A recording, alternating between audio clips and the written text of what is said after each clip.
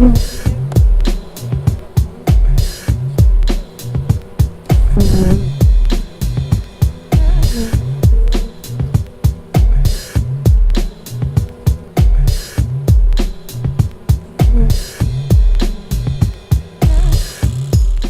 name is Christy Allen. I'm owner and founder of the Beez Kneez. We're at 2204 Minnehaha Avenue South in Minneapolis. I founded the business in 2010 on Halloween. I dressed up like a bee and painted my bike like one and went out and handed business cards with honey samples.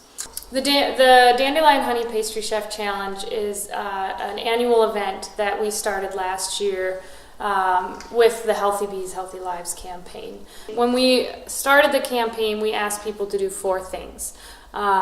One was to advocate for pollinator-friendly policies. One was to take the pollinator pledge, and you get this lawn sign, and that pollinator pledge says you won't use chemicals in your green space.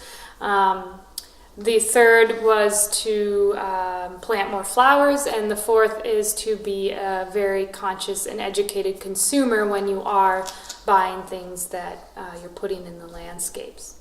I think the most beautiful thing about honey as a food source is that it never expires. And it is our opportunity. The bees bring us nectar from flowers, which how else would you really get it? And then they turn it into honey. And it's really, in a lot of ways, very good for you, and you can use it in multiple ways. So we're inviting back pastry chefs from Open Arms, Lucia's, Restaurant Alma, Mademoiselle Miel, Seward Community Co-op Bakery, and Gigi's. And the celebrity judges, we have John Krause from Patisserie 46, who is a recent semifinalist in James Beard Award. We have Heather McEtten, who will be actually our MC as well as a judge. She's an NPR reporter that does this A Beautiful World on NPR. And Dr. Marla Spivak and Ann Bancroft will return, and Brenda Langton from Spoon River will also be judging. We'll have the Minnesota Roller Girls there, dressed up as bees. We will have treats from Red Table Meats, Lone Grazer Creamery, Spoon River. We also will have 2 bands, a jug band, People's Revolutionary Jug Band, and Patty and the Buttons, they're both amazing bands. It'll be at the Lab Theater downtown on April 22nd. At the event, the whole reason behind it this year is to launch our new initiative, which is a flower planting campaign, and people can pre-order these pollinator patch kits that we've designed specifically for feeding bees pollen and nectar. There'll be an address by Dr. Marla Spivak to talk about bees, and then we'll have the competition as well.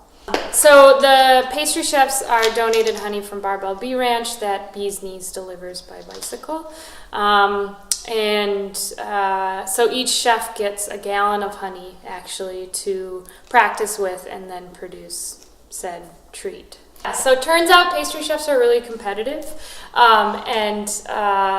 this year we challenged them to only use dandelion honey as their sweetener, so they can't use any sugar or anything else like that. So it'll be an interesting event. I'm Carrie Riggs. I work at Restaurant Alma. I'm the pastry chef, and we're at 528 University Avenue Southeast. I got into it. I used to be a teacher and then found myself taking more and more time off of teaching to make things for friends, for baby showers and weddings and whatever. So eventually I just made the switch, and it was the best decision I ever made. No bees, no food. All my favorite fruits would be gone forever without bees. Without bees, there's no strawberries, there's no blueberries. We need them to pollinate everything. No apples. What would we do without apples in Minnesota? You know, honey is everything. Honey's so diverse and provides so much great flavor to things. Well, the thrill is that there's so many different types of honey and so many different types of, textures to go with it too. There's whipped honeys, there's honeys that crystallize, sometimes are really interesting too, that aren't pasteurized, and then really smooth and clear honeys. And then depending on the flowers that the bees have been with, they have a different flavor. It can be challenging because it behaves a little differently than sugar does, so it's a challenge to switch like a cake recipe, switch it out to completely honey, but you know, if you're creative and mess with it enough, you can make it happen. Who's your biggest competitor? Probably, I'm gonna just say Lucia's and Gigi's, because they won last year. They really brought it. Gigi's had a drink to go with their dessert. I wasn't counting on that. What is your favorite pastry weapon? The freezer. Because you can make things really pretty. You can set things in molds and unmold them then, but it's really difficult to do without a freezer.